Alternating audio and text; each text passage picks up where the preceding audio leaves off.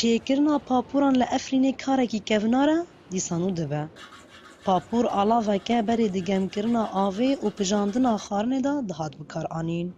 Ku dê çend salên dawî da ji ber qutbûna gazê û elektrîkê xelkê Efrînê vegeriye bikaranîna wê. Ev papûro bedîlî cara em îstemal dikin. Hin jora cara zehmê ne derfetê îdara zetiyê tune ji me re ji milet re pêkîne. Êve bedîlî wê em rê papûrê îstemal dikin. Ne şart ele tim bedîl bêjî yonet zanî.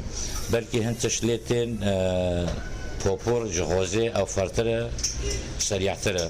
Yani em bên şîvê giran bê, kemiyê avê pir bê, tikê germ bikî ji xwezê serîehtir e. Nûrî Elî karkerê di çêkirina papûran da dixebite, derbar karê xwe de dibêje ku wî ev kar ji bavê xwe biriye. û piştî papûr wekî tiştekî entîka bû, dîsa di her malekê de tê dîtin. بأزمرو خلق استعمالي بابور دكان بأزمرو طبعا يعني خلق نقد بازم بابور نحاس يعني نحاس دقارن دفتلن نحاس هندك ببينن صراحة بابور هندك يعني الزار يعني باردو تنابو نقول مسألة بابور اتشك حقه 4000 اي معظن 8 تقريبا سعري خونانا يعني تناين چقو بگاره بفتله هندک ببینه.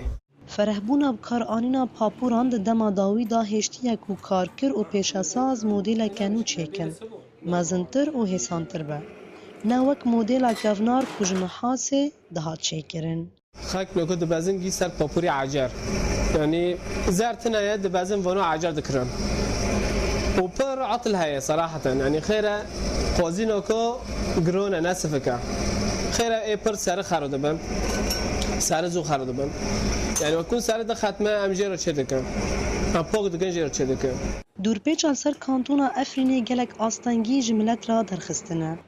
Çimkî pir caran gazê malê tê qutkirin. Lawma gel li berdêlan digere. Papûr jî yek ji berdêlan e ta pêdiviyên gemkirinê û pijandinê davî bibe. Newroz Reşo, Dengê Amerîka, Efrîn.